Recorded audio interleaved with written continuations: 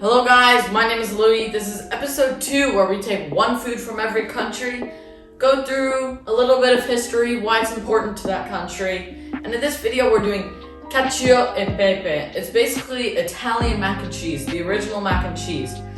But the crazy thing about it is that it's a super creamy pasta just by using 3 ingredients. Pecorino Romano, black pepper, and pasta. Now the question is, how do you get it creamy? I'll show you that right now.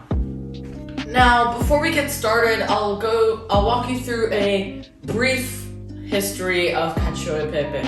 So basically, the Romans think that it was created by coal miners trying to be frugal, using the least amount of ingredients while still getting a good product in the end. So another very, very important part of Cacio e Pepe is the pasta that you're using. If you want to make your own pasta from home, that is the best option, but for me and most people, you'll be using a dry pasta.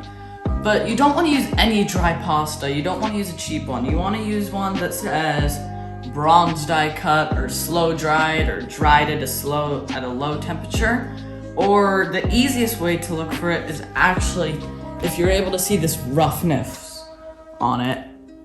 Yeah, you see that roughness on the pasta? So with a cheaper pasta, it'll be completely smooth.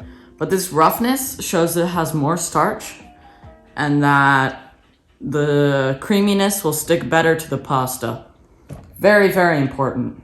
Okay guys, now for the process of making this Cacio e Pepe, you don't want to use too much water because you want to get as much starch from the pasta into the water because that's going to be the secret to making our rich, creamy sauce.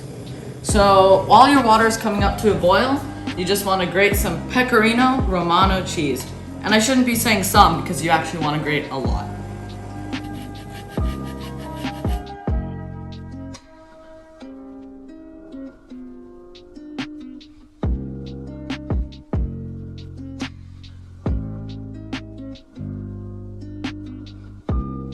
Okay, now that your cheese is grated and your water is boiling, and I have in fact salted the water, I just didn't do it on video.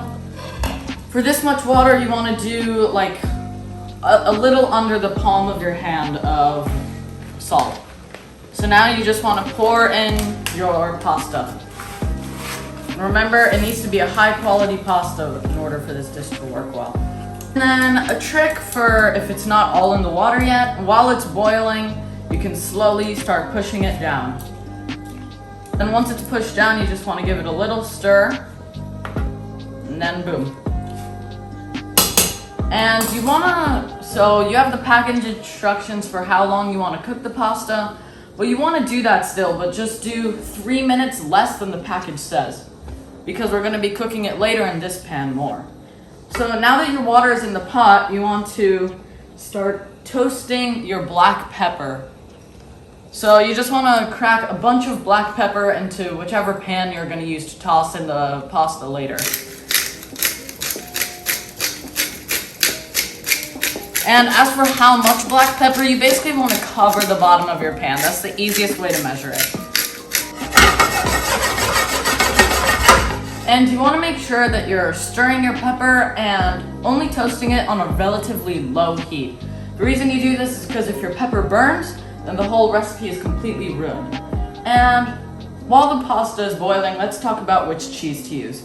It must be Pecorino Romano cheese. The reason you use this over Parmigiano Reggiano, which is also in a lot of Italian dishes, is because Parmigiano Reggiano is like a delicate type of cheese, while Pecorino is more of a harsh cheese.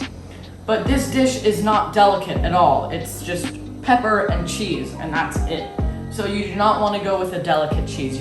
It needs to be Pecorino Romano. Okay, after about 5 minutes, or once your pepper is very nicely toasted, you can see that it's like lightly smoking. That's not because it's burning, it's just toasting. So once it's very, very fragrant, you want to take some of your pasta water and put it into the pan with the pepper.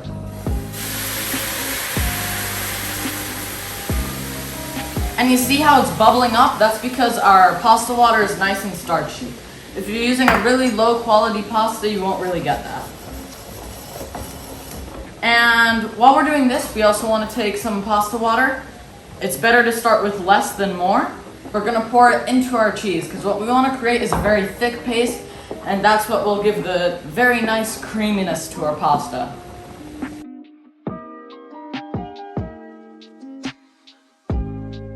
So this is the consistency that you want for your cheese mixture. Very, very, very thick.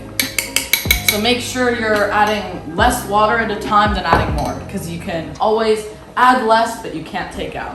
And now my pasta has been boiling for about 7 minutes, which is 3 less than the package recommended, because basically we're gonna continue cooking it in this pot. So you just wanna take it off the heat. And then instead of straining it, you can just put the pasta straight in this pot. And this heat is on because you still want to cook the pasta more. And you want to keep this pot of pasta water close to you because we're going to need it later. And because we're still cooking the pasta in this pot, you want to make sure that there's always like a nice layer of water. And the reason that we end it in this pot is because, well, the reason that we take it out of this pot and continue it in this pot for the pasta, for boiling it, is because the less water we have, the more concentrated the starch will be. And you want to continuously stir it so that you fully incorporate all of that toasted pepper. Okay, now that your pasta is fully cooked, you want to turn off the heat of your pan. Then after a bit, you can add in all of your cheese mixture.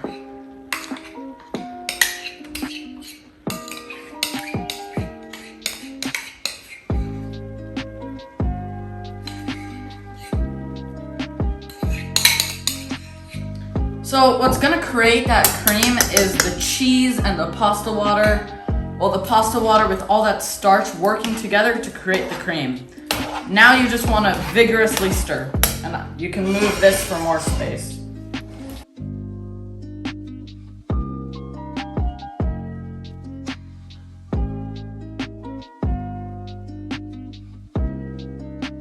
So now you have your Cacio Pepe. Now what you want to do is plate it up beautifully. Just give it a little more mixing.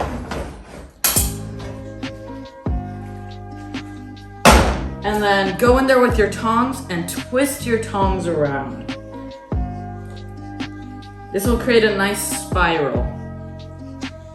And then you can plate this on a nice plate. And then you want to top that with some more Pecorino Romano.